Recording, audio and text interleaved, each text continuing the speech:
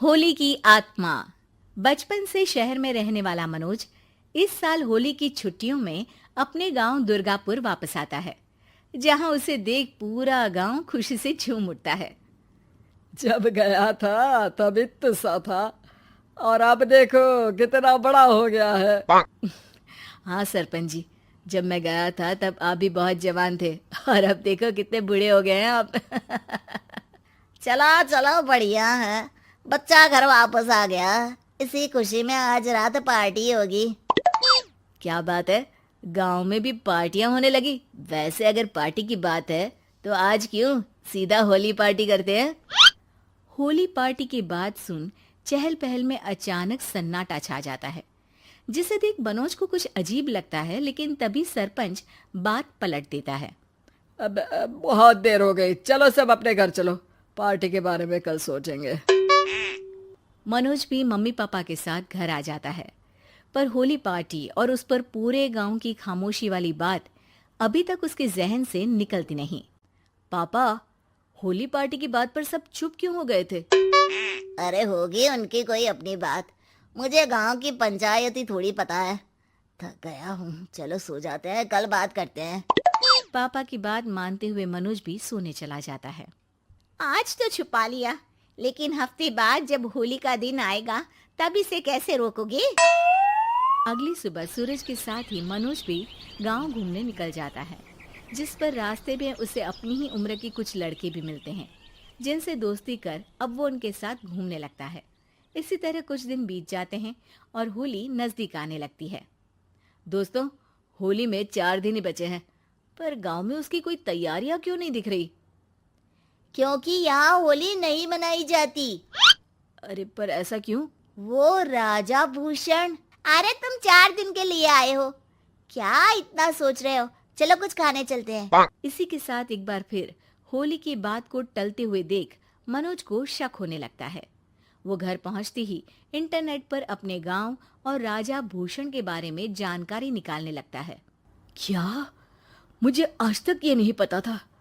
ऐसा कैसे? किसी ने मुझे कुछ बताया क्यों नहीं?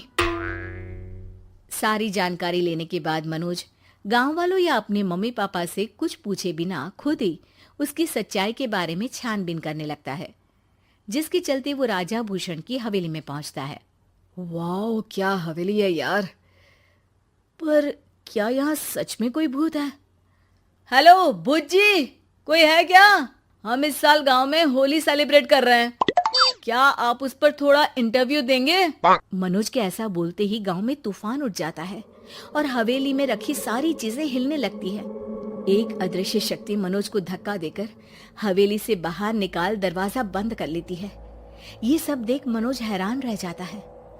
क्या अभी मुझे हवा ने धक्का देकर बाहर निकाल दिया? मेरे होते हुए इस गांव में कभी होली नहीं मन सकती, इसलिए दोबारा ऐसी कोशिश भी मत करना, अंजाम बुरा होगा। आवाज सुन मनोज हैरानी से इधर उधर देखने लगता है, पर उसे कोई दिखाई नहीं देता। वो गांव वापस आ जाता है, जहां तूफान की वजह से सब कुछ तहस महस हो चुका होता है। आखिर ये तूफान आया कैसे? ना ऐसा कोई मौसम था और ना ही हमने होली का त्योहार मनाने की बात की थी। सरपंच की बात पर कोई रिएक्शन दिए बिना मनोज चुपचाप अपने घर चला जाता है। इस तरह देखते ही देखते होली का दिन भी आ जाता है और मनोज रंग लेकर गांव में निकल जाता है, लेकिन गांव पूरी तरह खाली होता है। अरे त्योहार का दिन है, धूमधाम की जगह मातम क्यों मनाया हुआ है? मनोज की आवाज सुन सब अपने घर की खिड़कियां खोल के घर के अंदर से ही उसे वापस जाने के लिए कहने लगते हैं, पर वो किसी की नहीं सुनता। तुझे पहले भी समझाया था, अगर होली खेलने की कोशिश भी की तो अच्छा नहीं होगा। अरे बात मान लो बेटा, तुम्हें सच नहीं पता। मुझे सब पता है। सालों पहले इस राजा ने एक अंधविश्वास फैलाया और आप लोग आज तक उसे मानते आ रहे हो। अरे बेटा, जब तुम पैदा भी नहीं हुए थे उससे भी बहुत पहले से इस गांव पर होली का श्राप है। अगर गांव में होली का त्योहार मनाया जाता है तो प्रलय आना पक्की बात होती है। राजा भूषण इस सब में नहीं मानते थे और त्योहार मनाने लगे, जिसके चलते होली वाले ही दिन पहले उनके बेटे की और फिर उनकी मृत्यु हो गई। तभी से गांव की रक्षा के लिए उनकी आत्मा उस हवेली में रह रही है। सबकी बातें सुन मनोज उलझन में पड़ जाता है। सोचना भी मत मनोज, अगर तुमने इस परंपरा को तोड़ने की कोशिश भी की तो उसका परिणाम इस गांव और गांव के लोगों के लिए अच्छा नहीं होगा। मुझे भी यकीन नहीं हो रहा कि आप लोग एक बेतुकी बात को मानकर सालों से रंगों के त्योहार को मातम की तरह मनाते आ रहे हो।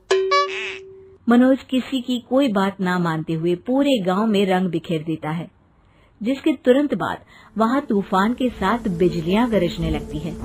अचानक मौसम में ऐसा बदलाव देख जहां मनोज कंफ्यूजन में आ जाता है, वहीं गांव वाले डर से सहम जाते हैं।